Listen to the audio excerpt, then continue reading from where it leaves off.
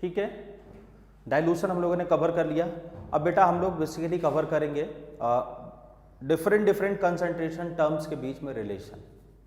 ठीक है ना, एक इम्पॉर्टेंट टॉपिक है जिसमें हम relations between different concentration terms को हमें पढ़ना है। लाइक मैं आपसे पूछूं कि मोलैरिटी को परसेंटेज W/W परसेंटेज W/V से रिलेट कर दो, पहला टास्क। या मैं कहूँ मोलैरिटी को आप मोल फ्रैक्शन से रिलेट कर दो, या मैं आपसे कहूँ कि मोलैलिटी को आप किससे रिलेट करो, मोलैरिटी से। तो हम बेसिकली हमें पढ़ना है रिलेशनशिप बिटवीन different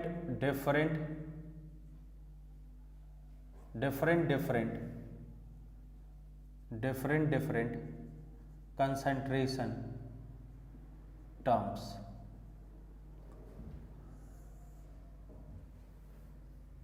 जैसे फर्स्ट की मैं बात करूं, percentage W/V and molarity. Second की मैं बात करूं, percentage W/W and molarity.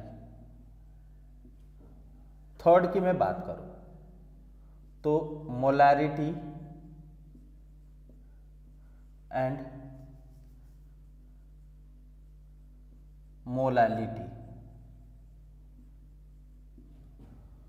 Fourth की मैं बात करूं molarity and mole fraction.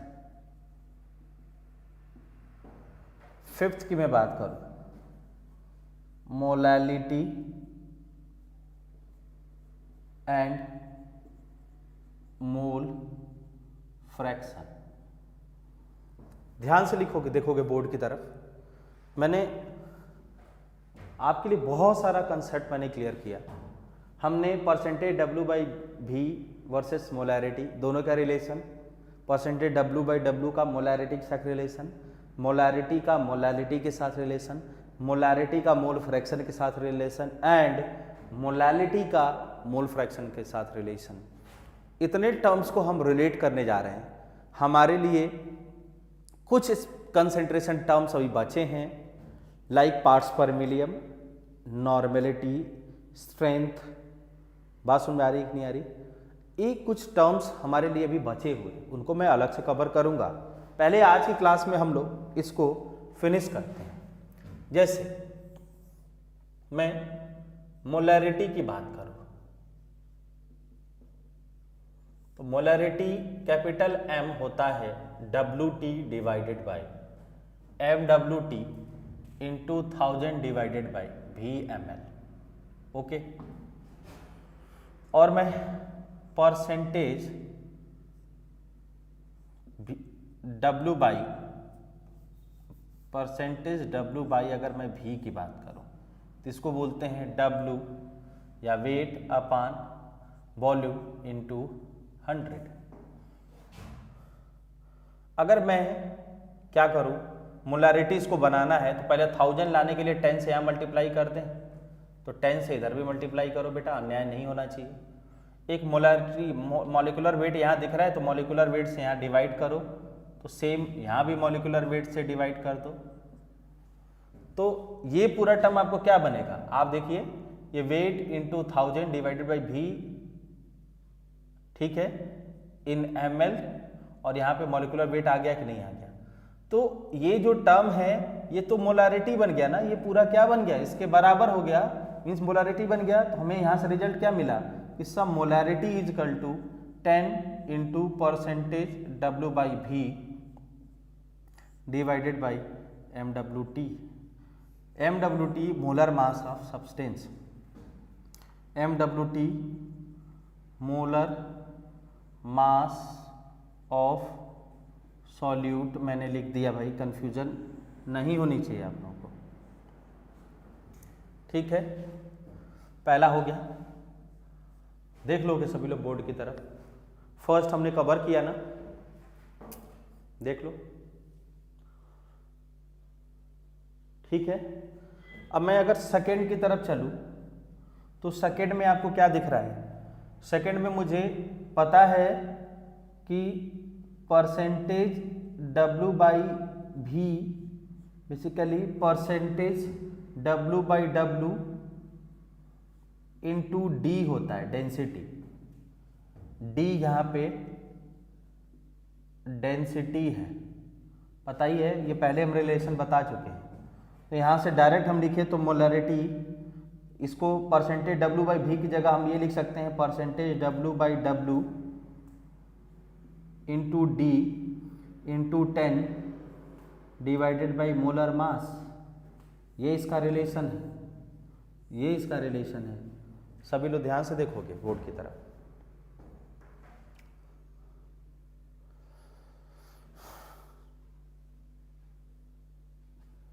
Clear हो गया? इसको नोट करो।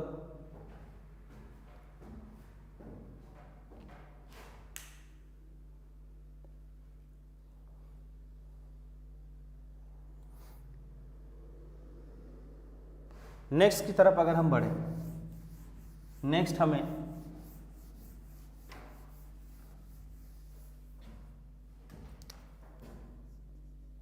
Relation between molarity and molality देखना है। ठीक है, हमने कहा लेट M मोलर सॉल्यूशन, ठीक है, and D is density of solution, ठीक है, MWT is molar mass of solute. तो यहां से इतनी इंफॉर्मेशन हमारे पास होनी चाहिए, ठीक है, इतनी इंफॉर्मेशन हमारे पास होनी चाहिए। अब इसको अगर मैं सॉल्व करूं तो सभी लोग देखोगे M मोलर का मतलब क्या है? M मोलर का मतलब क्या है? इसका मतलब है M moles of solute in 1 litre solution और 1000 ml सॉल्यूशन। तो वॉल्यूम ऑफ सॉल्यूशन हमें पता चल गया 1000 ml। तो मास ऑफ सॉल्यूशन क्या होगा? बोलो, वॉल्यूम इंटू डेंसिटी, तो 1000 इंटू डी। क्लियर हो गया ना? 1000 इंटू डी। अगर मैं मास ऑफ सॉल्यूट की बात करूं तो वो कितना होगा? देखोगे मोल्स कितना है? M इनको मोलर मास MWT। तो यहां से हम मास ऑफ सॉल्वेंट भी निकाल सकते हैं, वो कितना होगा? 1000 D mass of solution minus mass of solute M into MWT। Clear हो गया कि नहीं हो गया? अब तो इसको हम कर सकते हैं, नोट करोगे पहले बोर्ड पे। इसको कवर कर लेते हैं 2 मिनट। अगर मैं यहां से आगे बढ़ूं तो सिंपली हम क्या लिख सकते हैं? इस बात को भी बेटा थोड़ा समझोगे। हम लोग क्या लिख सकते हैं इसको और भी समझोगे। हम लिख सकते हैं कि molality is equal to number of moles of solute divided by mass of solution in gram into 1000। Means moles of solute कितना है? M इंटू कितना? 1000 divided by mass of solvent in gram कितना है? 1000 D minus M into MWT। और यही होगा molality. Everyone note करो सभी लोग, ये रिलेशन है, ठीक है। स्मॉल m को हम बोलते हैं मोलैलिटी। इज दैट क्लियर और नॉट? इस पॉइंट को हम लोग मेंशन करेंगे कि molality is equal to 1000 into molarity divided by 1000 into density minus molarity into molecular mass of क्या बेटा, सॉल्यूट। आपको मालूम है कि ये सॉल्यूट का मॉलिकुलर मास है, कोई कंफ्यूजन नहीं होनी चाहिए। For board point of view important है मोलारिटी एंड मोलालिटी के बीच का रिलेशन। क्लियर हो गया कि नहीं हो गया? आगे कुछ टर्म्स को हम लोग और कवर करेंगे, ठीक है ना, कुछ और टर्म्स भी हम लोग कवर करेंगे। आगे बढ़ते हैं।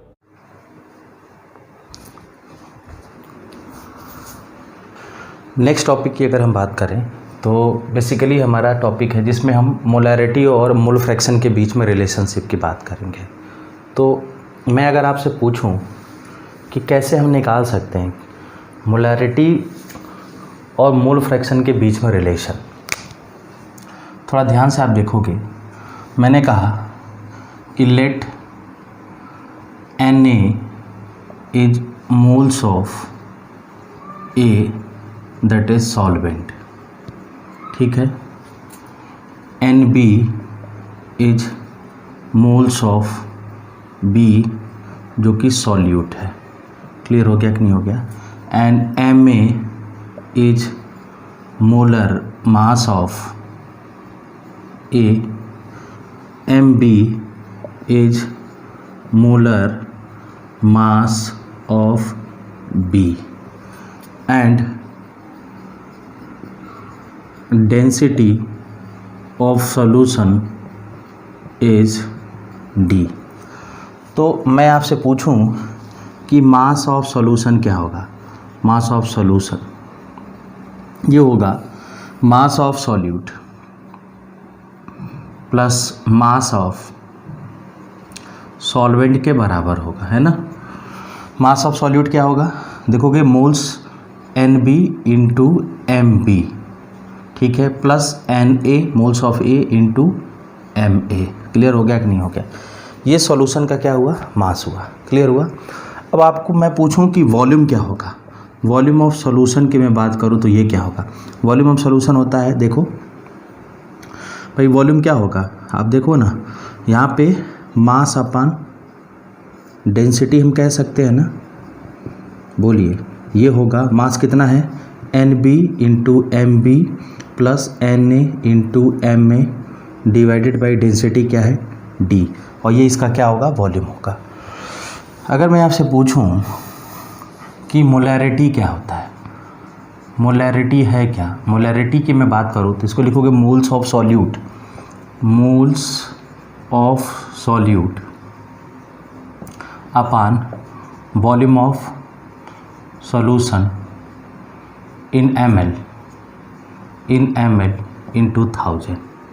मीन्स अगर यहाँ से हम बात करें मोल्स ऑफ सॉल्यूट क्या है, Nb है, divided by volume of solution कितना होगा, देखो सम Nb into Ma plus Na into, ये थोड़ा सा करेक्ट करोगे, Ma, ठीक है, और यहाँ पे डिवाइडेड बाई D होगा कि नहीं होगा? यहाँ क्या होगा, देखो बेटा 1000 होगा ना। क्लियर हो गया कि नहीं हो गया? ये क्या हो, हमारा मोलैरिटी होगा, कैपिटल M।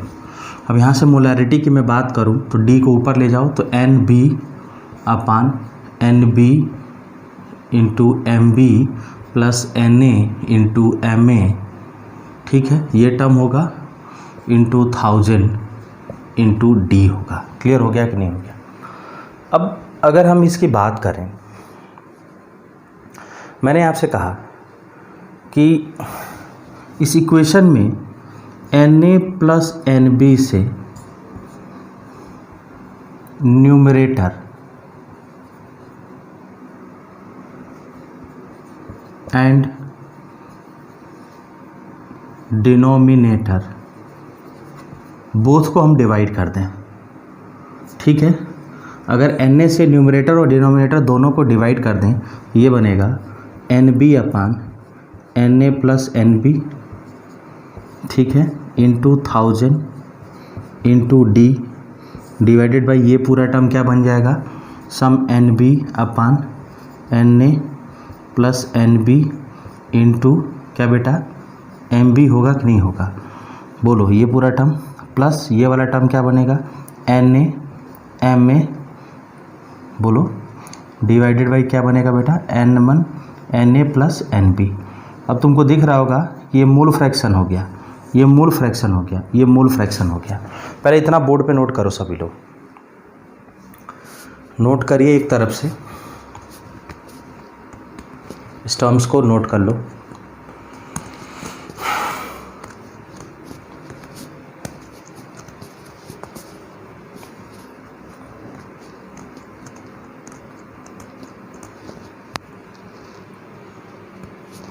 ठीक है, मैं इधर रफ करूँ तो देखोगे, मैं यहाँ पे एक स्टेटमेंट लिख देता हूँ, आपको डाउट नहीं होनी चाहिए। स्टेटमेंट क्या है थोड़ा समझो बेटा। स्टेटमेंट है, मैंने कहा let X A and X B are mole fraction of A and B. ठीक है ना, let X A and X B are the mole fraction of A and B. अगर X A X B mole fraction है A और B के, तो हम इसको क्या लिख सकते हो, एन एक्स बी लिख सकते हो।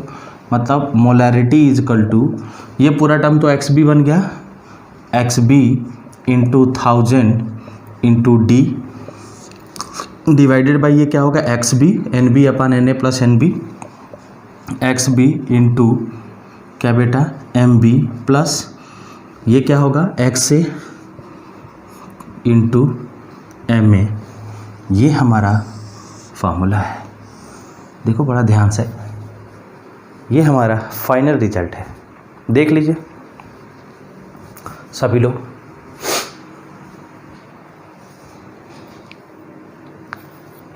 है ना।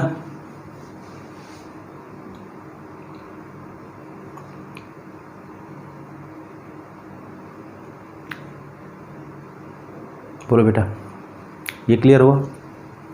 नोट कर लो। ये आपको आना चाहिए, रिलेशन याद होना चाहिए। ये रिलेशन अगर याद है तो मैं आपको बताऊंगा कि बड़ा से बड़ा क्वेश्चन बहुत ही कम टाइम में आपसे सॉल्व हो जाएगा। क्लियर हो गया कि नहीं? डाउट नहीं होनी चाहिए। नेक्स्ट की तरफ मूव करें। चलो नेक्स्ट की अगर मैं बात करूं तो नेक्स्ट हमारा जो टॉपिक होगा वो हमें पढ़ना है relation between mole fraction and molality. Relation between mole fraction and molality. Clear हो रहा है?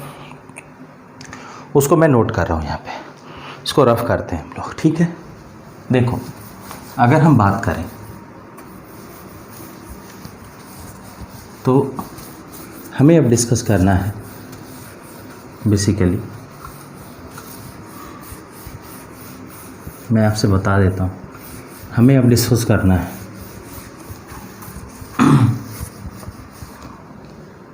हमें अब डिस्कस करना है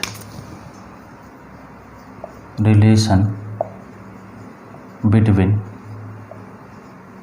mole fraction and molality mole fraction और मोलैलिटी के बीच में रिलेशन निकालना है। देखो मैं बताऊं, molality is equal to mole fraction MF of solute upon MF of solvent into 1000 upon MB, या हम इसको MB मैं यहाँ लिख देता हूँ, थोड़ा सा समझ लोगे। MB बेसिकली है मोलर मास ऑफ सॉल्वेंट।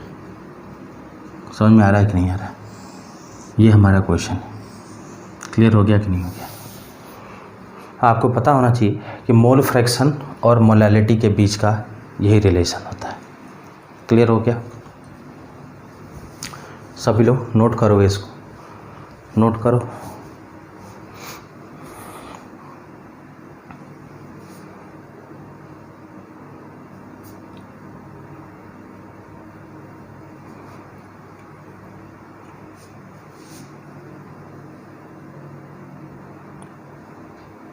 ठीक है, अब मैं एक क्वेश्चन देता हूँ, एक क्वेश्चन मैंने दिया, मैंने कहा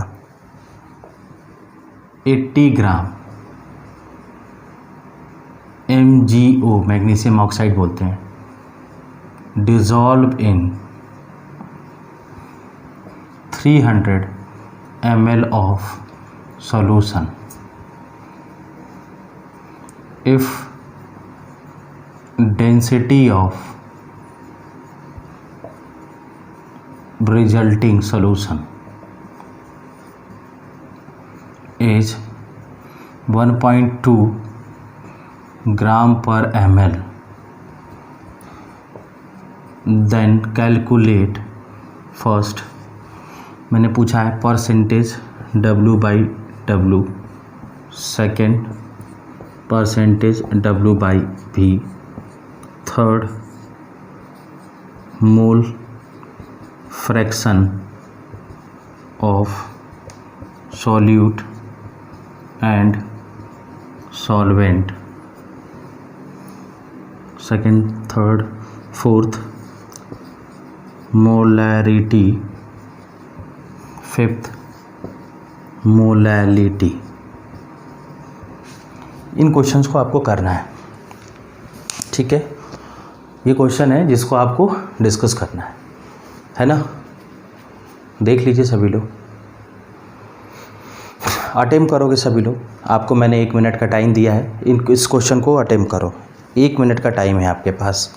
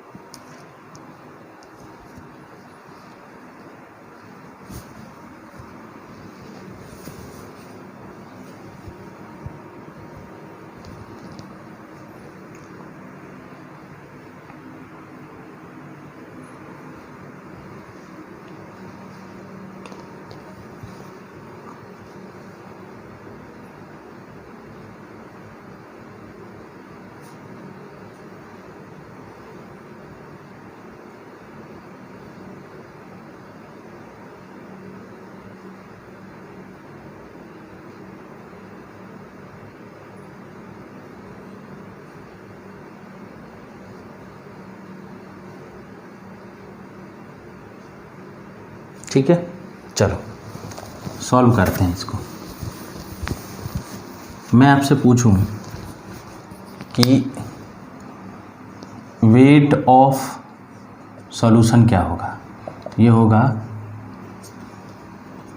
volume into density, means 300 into 1.2, 360 ग्राम। समझ में आ गया कि नहीं? पहला काम तो हम यही करेंगे, क्या करेंगे, पहले मास ऑफ सॉल्यूशन निकालेंगे जो कि 360 ग्राम होगा। अब परसेंटेज अगर मैं W/W की बात करूं तो 80 ग्राम तो सॉल्यूट हुआ, डिवाइडेड बाई 360 ग्राम क्या हुआ, सॉल्यूशन इंटू 100। ये हमारा आंसर है। समझ में आ रहा है कि नहीं आ रहा? 800 डिवाइडेड बाई 36, इसको हम कर सकते हैं 200 डिवाइडेड बाई 9। क्लियर हो गया कि नहीं हो गया?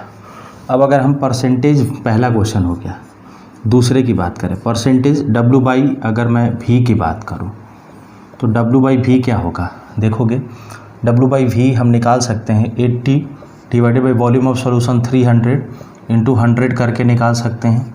ये सीधे होगा 80/3। समझ में आ गया कि नहीं आ गया? अब थर्ड क्वेश्चन की बात करें तो थर्ड क्वेश्चन में सॉल्यूशन में सॉल्वेंट हमें नहीं पता चल रहा है। देखो बेटा, सॉल्वेंट नहीं पता चल रहा है। देखो सॉल्वेंट जहाँ पे मेंशन नहीं होता है वहाँ वाटर को हम कंसीडर करते हैं। क्यों भाई? Water is a universal solvent. If solvent is not mentioned, I repeat once again, if solvent is not mentioned then solvent will assume बेटा क्या, वाटर। समझ में आ रहा है कि नहीं आ रहा? अगर सॉल्वेंट मेंशन नहीं है तो हम वाटर को एज्यूम कर लेंगे। क्लियर हो गया कि नहीं हो गया? मीन्स आपको मालूम है कि सॉल्यूशन का अगर वेट देखें तो wait of solute plus weight of solvent के बराबर होगा, है ना। सॉल्यूशन का वेट आपको 360 ग्राम दिया है, सॉल्यूट आपको 80 ग्राम दिया है, तो सॉल्वेंट कितना होगा आप यहाँ से निकाल सकते हो ना। बोलो सॉल्वेंट कितना होगा। सॉल्वेंट होगा 360 माइनस 80 और ये होगा यहाँ से 280। देख लोगे क्या होगा बेटा, 280 होगा, है ना। 280 ग्राम हुआ। अब मैं आपसे पूछूं कि मोल फ्रैक्शन कैसे निकालेंगे। अगर मैं अब आपसे पूछें कि मोल फ्रैक्शन कैसे निकालेंगे, तो आप सीधे, मेरा आपसे क्वेश्चन यही रहेगा, इसमें मोल फ्रैक्शन कैसे निकालें। देखो अगर मोल फ्रैक्शन निकालना है तो हमें सॉल्यूट का निकालना होगा, दैट इज़ XB, हमें सॉल्वेंट का निकालना होगा, दैट इज़ XA, और ये होगा NB अपान NA प्लस NB, और ये होगा अगर मैं इसकी बात करूं तो Na अपान Na प्लस NB होगा, है ना। अब Na NB आपको निकालना पड़ेगा ना। तो देखो मोल्स ऑफ सॉल्यूट की बात करें, डेट इज़ NB, ये कितना होगा 80 डिवाइडेड बाई 40, MgO का मोलर मास कितना 40, तो ये 2 मोल्स हुआ। अगर मैं मोल्स ऑफ किसकी बात करूँ, Na की बात करूँ, तो ये कितना होगा 280 डिवाइडेड बाई 18, मीन्स यहाँ से मैं बात करूँ तो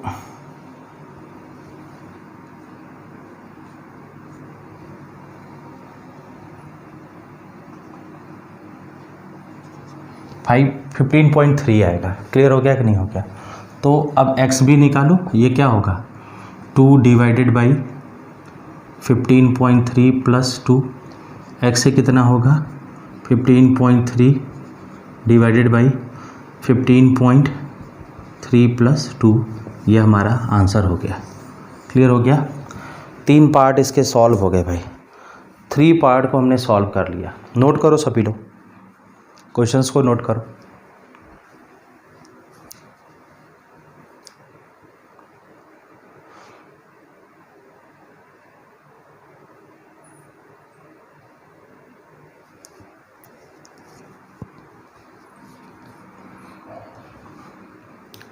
ठीक है, नेक्स्ट क्वेश्चन की तरफ अगर हम जाएं, हमसे पूछा जा रहा है क्या बेटा, एक तो मोलारिटी पूछा गया है। मोलारिटी कैसे निकालोगे, moles of solute that is 2 divided by volume of solution 300 into 1000, ये कितना होगा 20/3।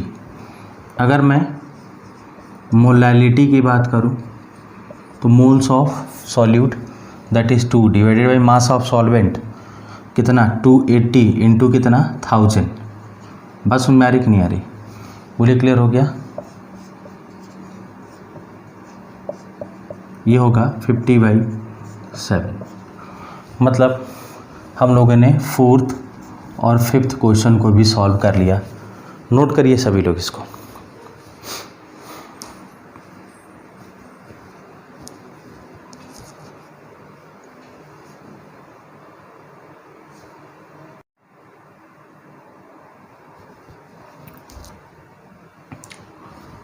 क्वेश्चंस देखोगे बेटा, कुछ क्वेश्चंस मैंने यहाँ पे दिया हुआ है, इसमें हमने 4 क्वेश्चन लिखा हुआ है, आप इन्हें सॉल्व करोगे। क्वेश्चन क्या है देखोगे ध्यान से, है find the molarity of pure water, पहला क्वेश्चन। दूसरा, calculate the molarity and molality of pure ethanol if density is 0.98 ग्राम पर ml, ठीक है, दूसरा हो गया। तीसरा क्वेश्चन है, if mole fraction of I2 in benzene is 0.2 and density of solution is 1.2 gram per ml, then calculate molality and molarity। एक 4th question है, density of solution containing 13% by mass of sulphuric acid is 1.09 gram per litre per ml, then calculate molarity. Question के लिए आपको मैं time देता हूँ। पहला question के लिए 1 मिनट का टाइम दिया मैंने, सभी लोग सॉल्व करोगे फर्स्ट क्वेश्चन। पहले क्वेश्चन के लिए मैंने 1 मिनट का टाइम दिया, सभी लोग अटेम्प्ट करना शुरू करोगे। कैसे इसको सॉल्व करोगे आप लोग, ठीक है ना। फॉर फर्स्ट क्वेश्चन आपके पास 1 मिनट का टाइम है, करिए। मैं एक बार फिर से रिपीट करूँ, find the molarity of pure water. मेरा क्वेश्चन है कि प्योर वाटर का आपको मोलैरिटी बताना है। समझ में आ रहा है कि नहीं आ रहा है?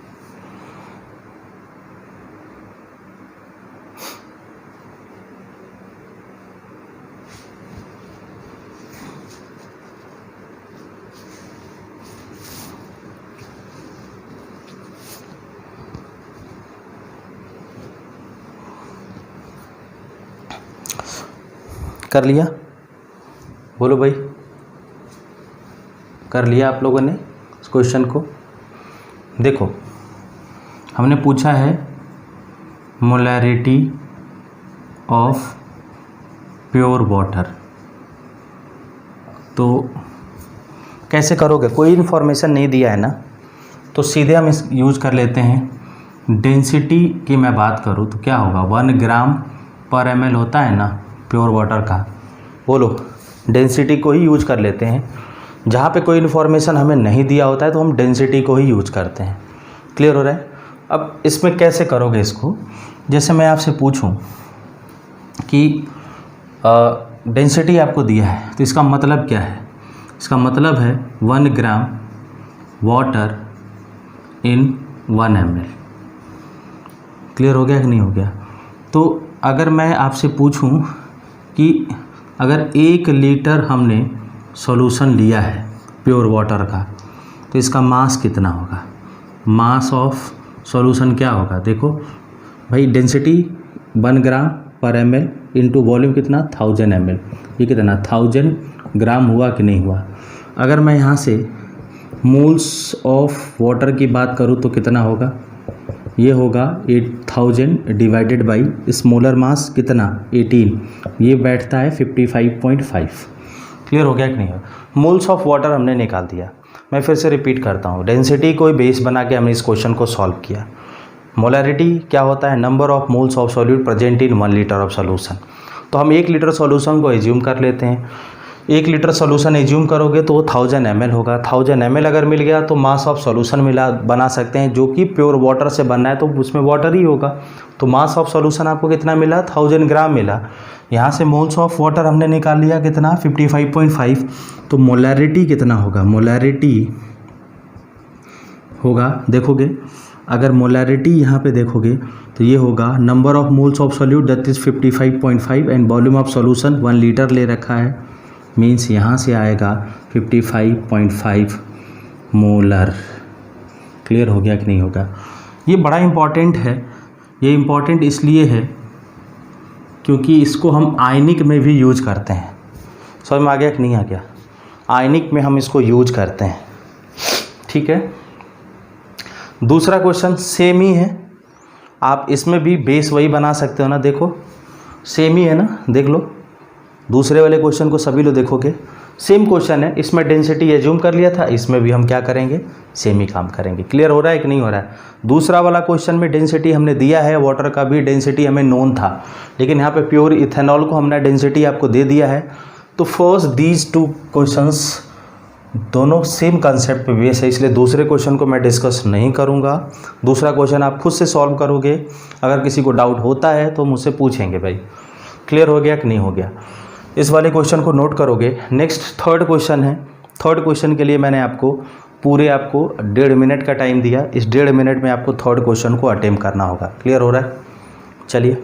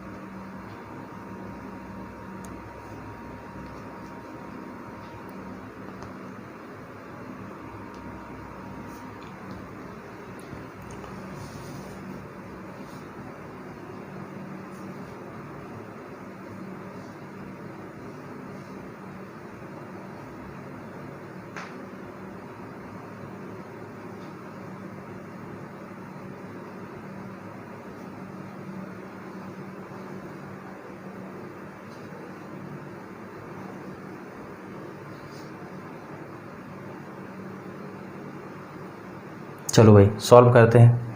आंसर सभी लोग बताओगे, क्या आया आपका आंसर, बोलो, है ना।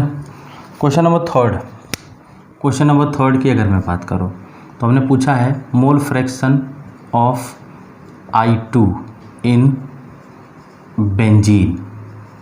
मैं आपको क्लियर कर दूं, I2 सॉल्यूट है और बेंजीन जो कि C6H6 होता है सॉल्वेंट है। आपको याद होगा वोलेटाइल सॉल्वेंट होता है बेंजीन। समझ में आ रहा है कि नहीं आ रहा है। अब आप एक बात बताइए कि अगर मैं मोल fraction of benzene iodine in benzene की बात करूँ तो 0.2 है, तो मोल फ्रैक्शन ऑफ बेंजीन क्या होगा, बोलिए। मोल फ्रैक्शन ऑफ बेंजीन क्या होगा, 1 माइनस 0.2 दैट इज 0.8। तो यहाँ से मोलालिटी क्या होगा, बोलो, XB upon XA into 1000 divided by MB या MA, molar mass of solvent करते हैं। समझ में आ रहा है। XB कितना है, mole fraction of solute that is 0.2, mole fraction of solvent that is 0.8 into कितना 1000 divided by molar mass of क्या बेटा, सॉल्वेंट दैट इज बेंजीन कितना 78। मीन्स यहाँ से अगर देखें तो ये 4, ये यहाँ से 40, यानी कि ये आया 40/78। अब आपको मोलालिटी पता चल गया, मोलारिटी निकालना है, बड़ा आसान है। Molality is equal to 1000 into density, ठीक है ना, 1000 into molar mass into 1000 D minus M into MB होता है, MB होता है। MB का मतलब क्या है, मोलर मास ऑफ सॉल्यूट होता है। समझ में आ रहा है कि नहीं आ रहा है। याद करो फॉर्मूला, मैंने रिलेशन पहले बताया है, relation between molarity and molality discuss है पीछे, अभी हमने डिस्कस किया है। तो इसको कैसे कवर करोगे, बोलो। यहाँ से ये कितना है, ये देखो, ये दिया है आपको 40 डिवाइडेड बाई 78, और इसको इक्वेट हम कराएं किससे, इक्वेशन हमारे पास है, इक्वेशन है 1000 into capital M divided by 1000 into density 1.2 mention है, माइनस M हमें नहीं पता है, molar mass of solute I2 का 127 होता है मोलर मास, लेकिन I का होता है, I2 है मतलब 127। अगर I2 की मैं बात करूं तो 127 इंटू 2 करोगे ये होगा 254, यानी कि यहाँ पे 254 यूज करोगे। एक इक्वेशन एक वेरिएबल है, यहाँ से हम कैपिटल M की वैल्यू निकाल सकते हैं। नोट करिए सभी लोग इसको, कैपिटल M के वैल्यू को भी हम लोग कैलकुलेट कर सकते हैं विदाउट एनी प्रॉब्लम। समझ में आ रहा है। लास्ट में एक क्वेश्चन हमने दिया है, फोर्थ क्वेश्चन। इस फोर्थ क्वेश्चन को आप अटेम्प्ट करोगे, फोर्थ क्वेश्चन को आप अटेम्प्ट करें सभी लोग। फोर्थ क्वेश्चन अटेम्प्ट करो बोर्ड की तरफ देख के।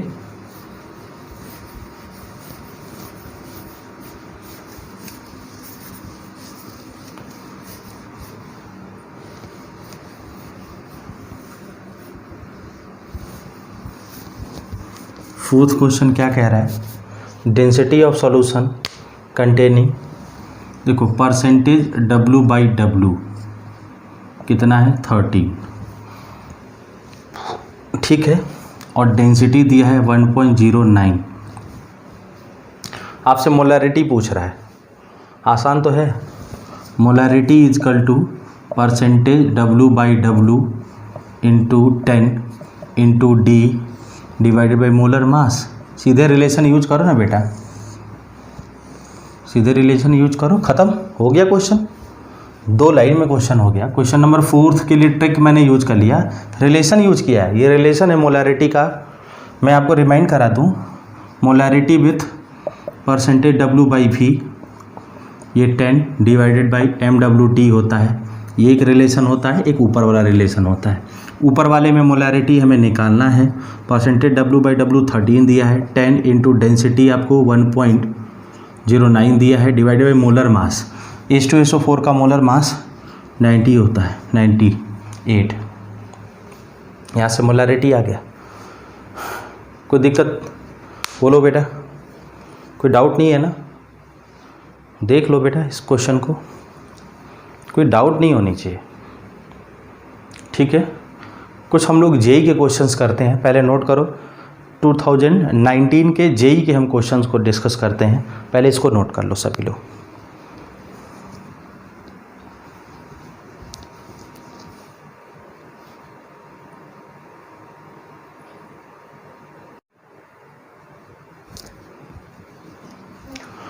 देखोगे 2 क्वेश्चन और हम लोगों ने इस पर नोट किया है। इसके लिए क्वेश्चंस जेई में आए हुए हैं, जेई 19 के 2 क्वेश्चन मैंने दिया है। तो पहला क्वेश्चन आप सभी लोग बोर्ड पे देखोगे, the mole fraction of solvent in aqueous solution of solute is 0.8, then calculate molality of the aqueous solution. JEE 2019 का ये क्वेश्चन है। ये क्वेश्चन नीचे भी मैंने लिखा है। ये 2 क्वेश्चन आपको सॉल्व करने हैं। बात सुन में आ रही कि नहीं आ रही? कैसे सॉल्व करोगे ये आप देखेंगे। क्लियर हो रहा है कि नहीं हो रहा है? आप देख लो इसमें क्या पूछा गया है। यहाँ पे आपसे पूछा गया है दूसरे वाले क्वेश्चन में, what will be molality of 20% W/W mass by mass equal solution of KI। इन दोनों क्वेश्चन को आप कर सकते हो। आपको मैंने जो भी पॉइंट्स डिस्कस किए हैं, जो भी टेक्निक हमने डिस्कस किए हैं, उन बिहाफ पे आप इसको कर सकते हो, कोई प्रॉब्लम नहीं होगी, ठीक है। आपको मैंने 2 मिनट का टाइम दिया, इन दोनों क्वेश्चन को अटेम्प्ट करोगे, फिर आगे हम पढ़ते हैं।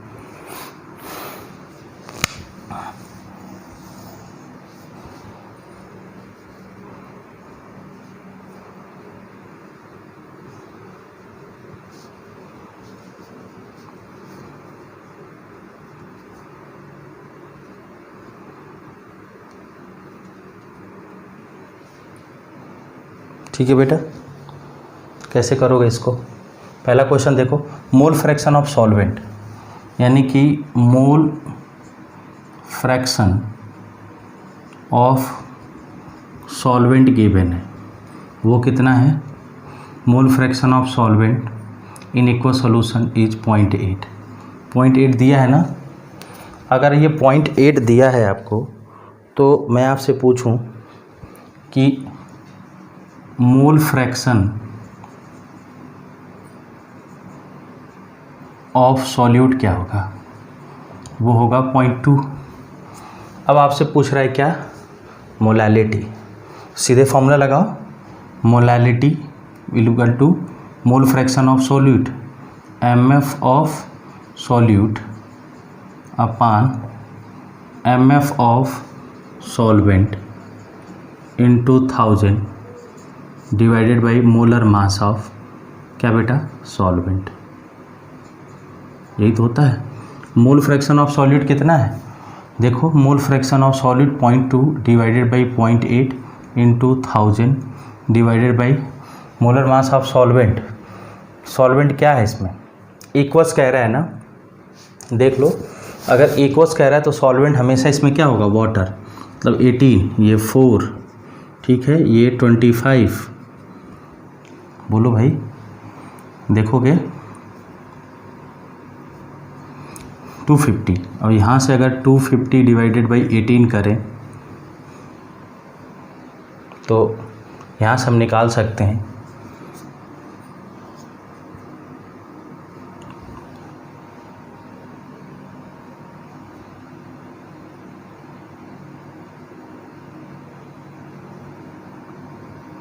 .3।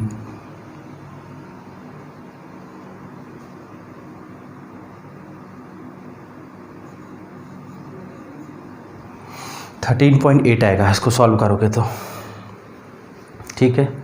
पहला क्वेश्चन सॉल्व हो गया, फर्स्ट क्वेश्चन सॉल्व हुआ। सेकंड क्वेश्चन देखो एंड ट्राई करो। सेकंड क्वेश्चन को देखो और ट्राई करो भाई।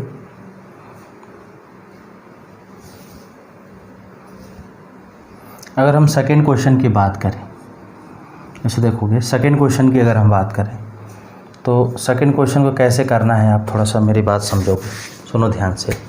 अगर सेकेंड क्वेश्चन की बात करें तो परसेंटेज W/W आपको दिया है, ठीक है ना। एक्वस सॉल्यूशन इसमें भी बोल दिया है, परेशान नहीं होना है। सॉल्वेंट हमेशा क्या होगा, वाटर। एक्वस सॉल्यूशन का मतलब सॉल्वेंट क्या होगा, water. Aqueous solution means solvent is water, है ना। तो परसेंटेज W/W आपको कितना दिया है, 20 दिया है ना। मतलब क्या है, मीन्स क्या है, मीन्स है कि 20 ग्राम आपको क्या मिला यहाँ पे, KI है, और 100 ग्राम क्या है, सॉल्यूशन है। तो सॉल्वेंट कितना होगा, मैं आपसे पूछूँ तो 100 - 20 दैट इज़ 80। समझ में आ गया कि नहीं आ गया। अब आपसे मोलालिटी पूछ रहा है, बेटा, क्या दिक्कत है, बोलिए। कोई दिक्कत नहीं है ना। मोलालिटी होता क्या है, बोलिए। अगर मैं आपसे पूछूं कि मोलालिटी है क्या, तो रफ करो इसको, और यहाँ पे हम लोग सॉल्व करते हैं। मोलालिटी आपको मैंने बताया था, molality equal to WT divided by MWT into 1000 divided by WA, molar mass of solvent, mass of solvent. याद कैसे करोगे, वेट ऑफ सॉल्यूट कितना है, 20, मोलर मास कितना दिया है, 166 into 1000 divided by molar mass, weight of solvent. Solvent का wait कितना है, देखो ना, यहाँ से सॉल्वेंट का वेट देखो 80 है,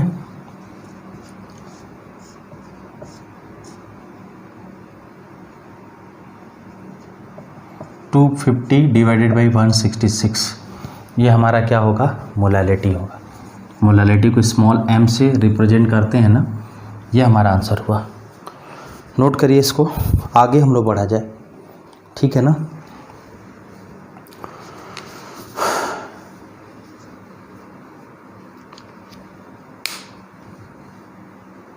चलो नेक्स्ट की अगर मैं बात करूं, नोट कर लिया होगा। नेक्स्ट कंसंट्रेशन टर्म की अगर हम लोग बात करें तो नेक्स्ट हमें नोट करना है, मैं पूछूं कि पार्ट्स पर मिलियन क्या होगा, मैं आपसे पूछूं कि पार्ट्स पर मिलियन क्या होता है। पार्ट्स पर मिलियन, पार्ट्स पर मिलियन, ppm, पार्ट्स पर मिलियन। पार्ट्स पर मिलियन भी एक तरह का कंसंट्रेशन का टर्म है। अब मैं आपसे पूछूं तो इसको बोलते हैं wait of solute in gram present in 10⁶ gram weight of solution. ये इसका डेफिनेशन है, और इसमें लिखोगे it is concentration term used for very dilute solution like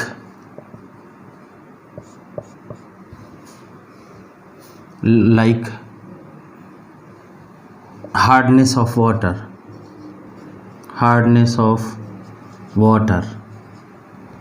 or measurement of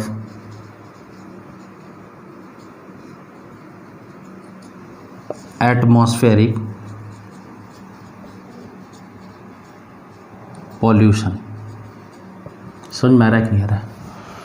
parts पर million basically very dilute solution के लिए use करते हैं, ये बात आपको कंफर्म होनी चाहिए। वेरी डाइल्यूट का मतलब जिसमें सॉल्यूट का अमाउंट बहुत ही कम हो, रिलेटिवली जो सॉल्यूट का अमाउंट हो बहुत ही कम हो। अब मेरा आपसे क्वेश्चन है कि ये हार्डनेस के लिए भी यूज़ किया जाता है, एटमॉस्फेरिक पॉल्यूशन के लिए भी यूज़ किया जाता है। मीन्स अगर मैं आपसे पूछूं अगर मैं आपसे फॉर्मूले की मैं बात करूं तो फॉर्मूले में पहला अगर मैं बात करूं ppm का, तो ppm होगा ऐसे, वेट ऑफ सॉल्यूट किसमें, ग्राम में, divided by weight of solution किसमें, ग्राम में, इनटू 10⁶। पहली बात तो ये फॉर्मूला याद रखोगे, ठीक है। या दूसरा भी होगा जिसमें हम ppm को लिख सकते हैं volume of solution in ml, sorry solution नहीं, ये मिस्टेक है, इसको करेक्ट करो, solute divided by volume of solution in ml into 10⁶। ये दो फार्मूले हैं, इन फार्मूलों को ही हमें यूज करना है। आ रही बात समझ में? ध्यान से नोट करो बेटा इन क्वेश्चन को।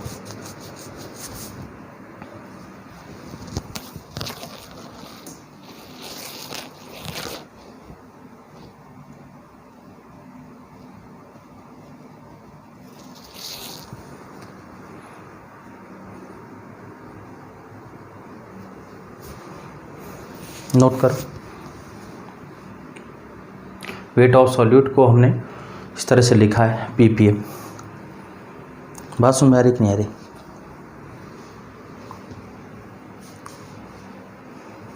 मैं एक एग्जांपल देता हूँ।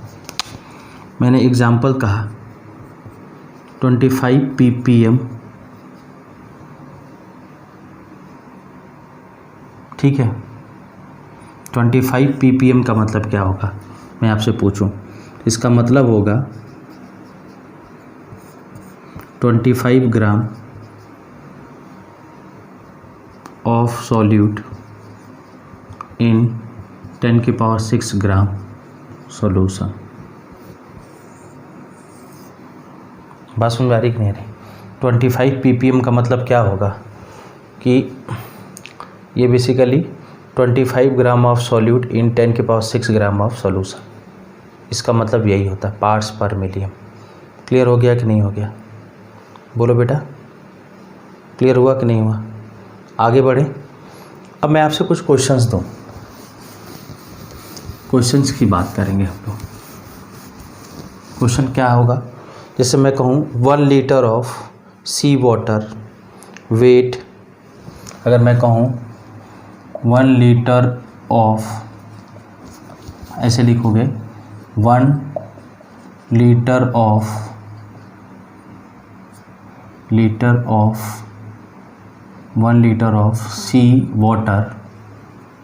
सी water weight 1030 gram, weight 1030 gram containing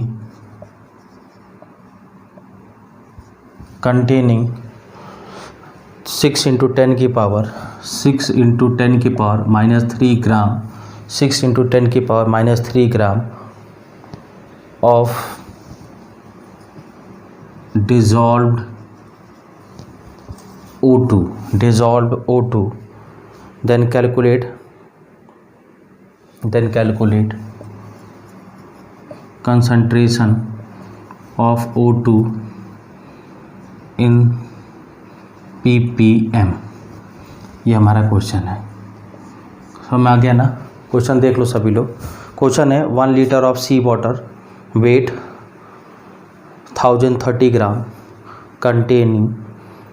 containing 6 into 10 की power -3 gram of dissolved O2,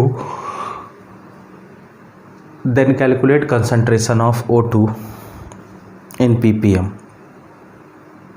ठीक है, इस क्वेश्चन को कैसे करोगे?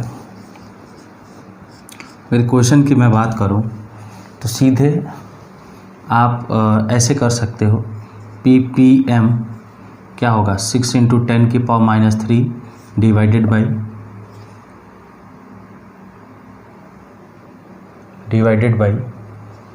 1030 इंटू 10 की पावर 6, ये होगा 6 इंटू 10 की पावर 3 डिवाइडेड बाई 1030। बात सुन में आ रही कि नहीं आ रही? ये होगा 6000 divided by 1030 approximate 5.8 ppm। Note कर लो सभी लोग, अप्रॉक्सीमेट होगा 5.8 ppm। ठीक है ना, नोट करो। क्वेश्चन को नोट करो सभी लोग।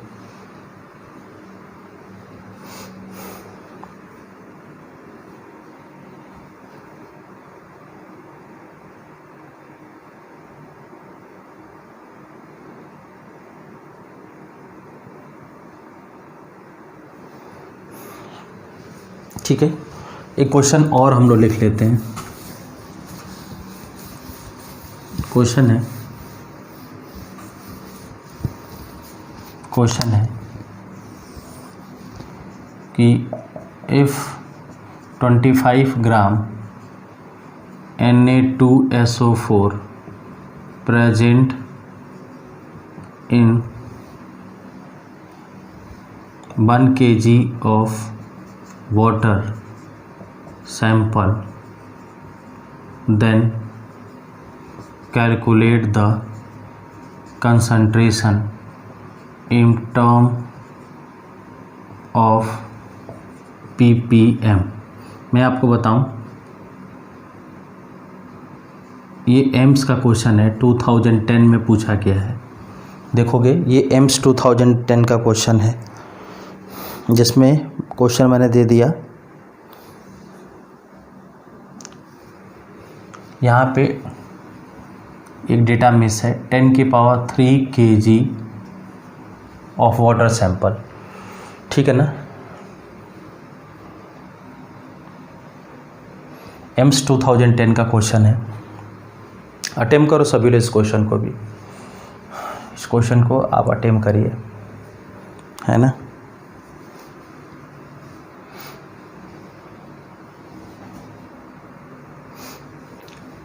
एक मिनट का टाइम है, करो इस क्वेश्चन को।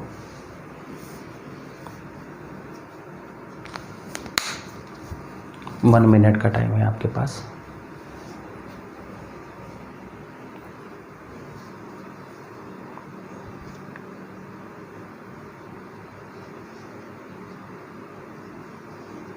ठीक है, देखो अगर हम इसको सॉल्व करने की बात करें तो हम लोग इसको ग्राम में कन्वर्ट कर लेते हैं। तो वेट ऑफ सॉल्यूट क्या है, 25 ग्राम, और वेट ऑफ सॉल्यूशन हम लिख सकते हैं 10³ × 1000, 10⁶। तो ppm क्या होगा, wait of solute upon weight of solution into 10⁶, 25 ppm। समझ में आ रहा है कि नहीं आ रहा है, बोलिए। क्लियर हो गया, कोई दिक्कत नहीं ना। इसको नोट करो, नोट करिए इसको।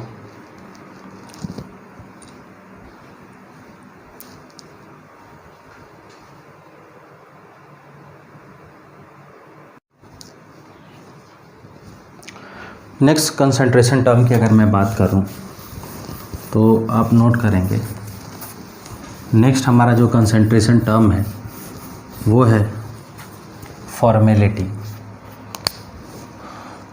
बेसिकली फॉर्मेलिटी की हम बात करते हैं।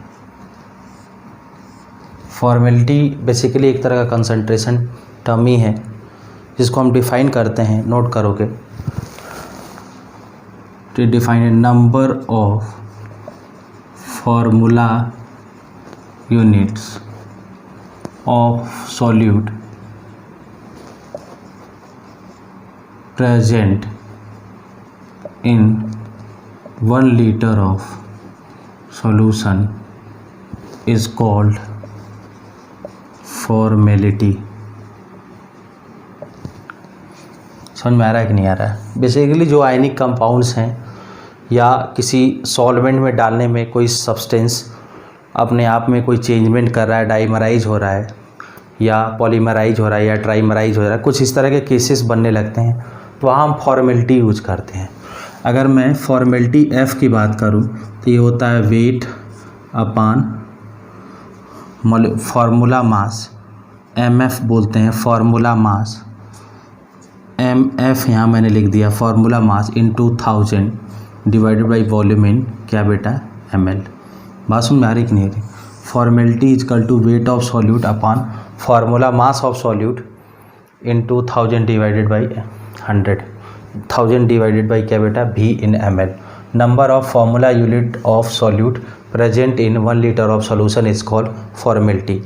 अब मैं आपसे एक क्वेश्चन की बात करूं, मैं कहूं आपसे एक क्वेश्चन की बात करूं तो आप लोग देखोगे एक क्वेश्चन मैंने आपसे लिखा यहाँ पे। अगर मैंने फार्मूले की बात करी तो फार्मूला क्या था बेटा कि formality is equal to weight divided by formula mass into 1000 divided by volume किस में ml में।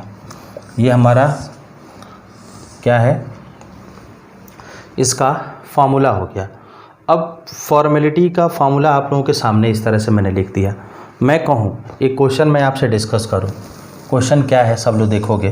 क्वेश्चन है कि 2.44 ग्राम क्वेश्चन है 2.44 ग्राम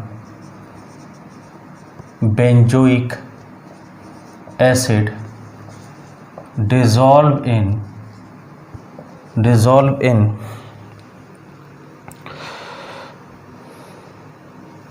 200 ml of solution, dissolve in benzene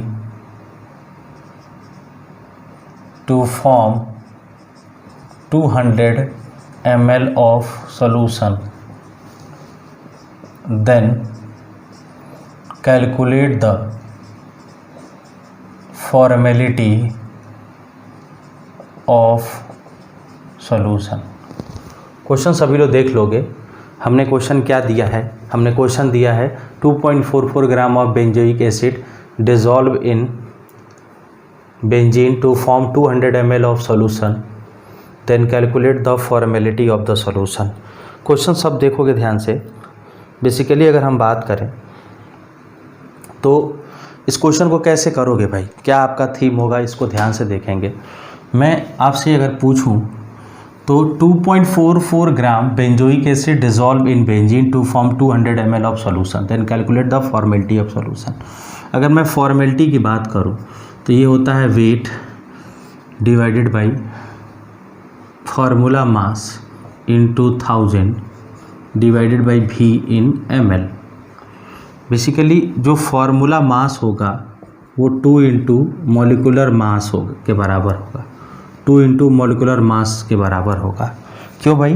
क्योंकि जो कार्बोक्सिलिक एसिड है ना, कार्बोक्सिलिक एसिड मैं भी लिखूंगा, इसको पहले लिख लेते हैं। 2 इंटू 122 ये होगा 244 होगा। समझ में आ गया कि नहीं आ गया? यहाँ नोट्स बना के लिख सकते हैं हम लोग कि कार्बोक्सिलिक एसिड इन बेंजीन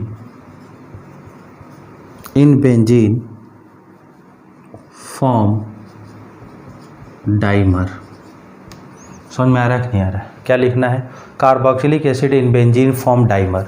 मतलब जो भी कार्बोक्सिलिक एसिड होते हैं बेंजीन में जाकर डाइमराइज होने लगते हैं। मतलब जो फॉर्मूला उसका वेट होगा, मॉलिकुलर वेट 122 होगा बेंजोइक एसिड का, लेकिन ये बेंजीन में जाकर डाइमराइज हो रहा होगा तो twice of will be the formula mass. Means यहाँ से अगर F की मैं बात करूँ तो वेट कितना दे रहा है आप देखोगे 2.44 डिवाइडेड बाई इसका मोलर फार्मूला मास कितना है 244 इंटू कितना 1000 डिवाइडेड बाई वॉल्यूम कितना है 200। ये यहाँ से कैंसिल, ये होगा 24.4 डिवाइडेड बाई 244, ये 0.1 होगा। बस में आ रही कि नहीं आ रही?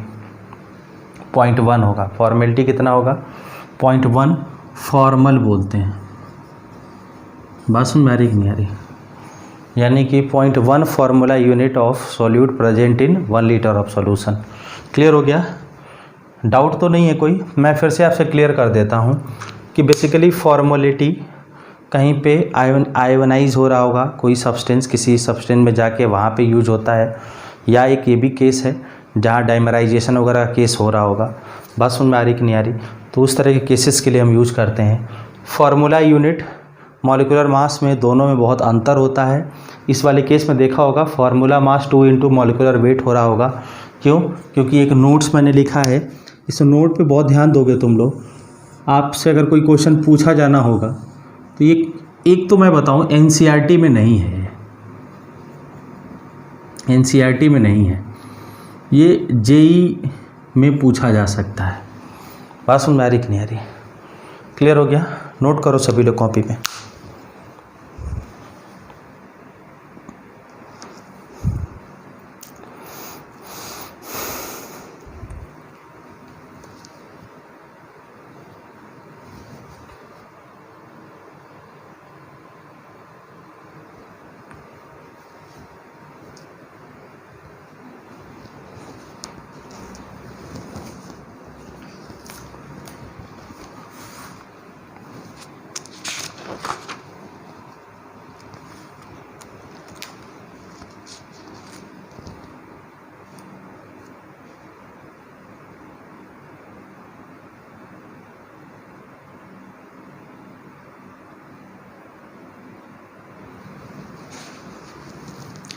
ठीक है, नेक्स्ट हम लोग आगे बढ़ते हैं।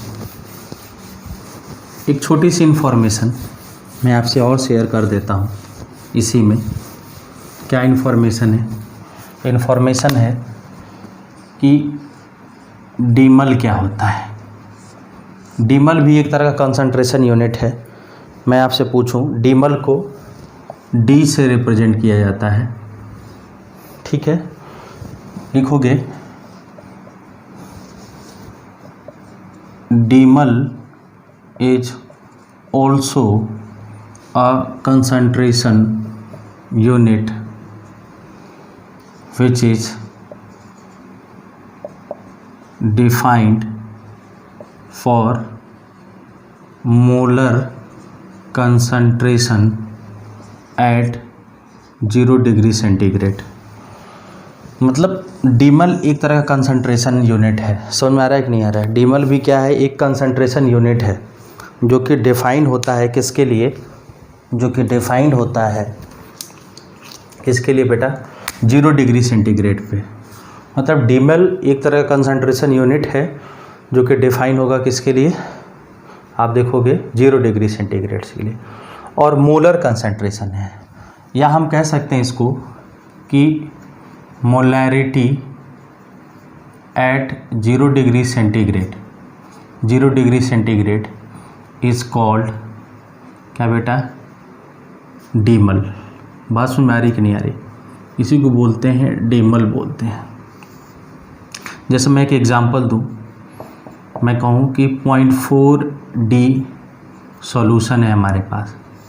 इसका मतलब होगा कि 0.4 moles of solute present in 1 liter of solution at 0 degree centigrade. ये बात आपको समझ में आ जानी चाहिए कि डीमल बेसिकली कंसंट्रेशन का ही एक यूनिट है जिसमें मोलर कंसंट्रेशन को हम 0 डिग्री सेंटीग्रेड पे मेज़र करते हैं। ये सारे कंसंट्रेशन के टर्म्स को हम लोगों ने कवर किया, जिसमें फॉर्मेलिटी कवर कर लिया, पार्ट्स पर मिलियन हमने कवर कर लिया, हम लोगों ने सारे कंसंट्रेशन के टर्म्स कवर कर लिए, ठीक है? आगे हम लोग नेक्स्ट क्लास में हम बेसिकली वेपर प्रेशर को डिस्कस करना शुरू करेंगे। क्लियर हो गया कि नहीं होगा? सभी लोग इतना नोट करोगे। आज के लिए इतना ही रहते हैं भाई, ठीक है? नोट करिए।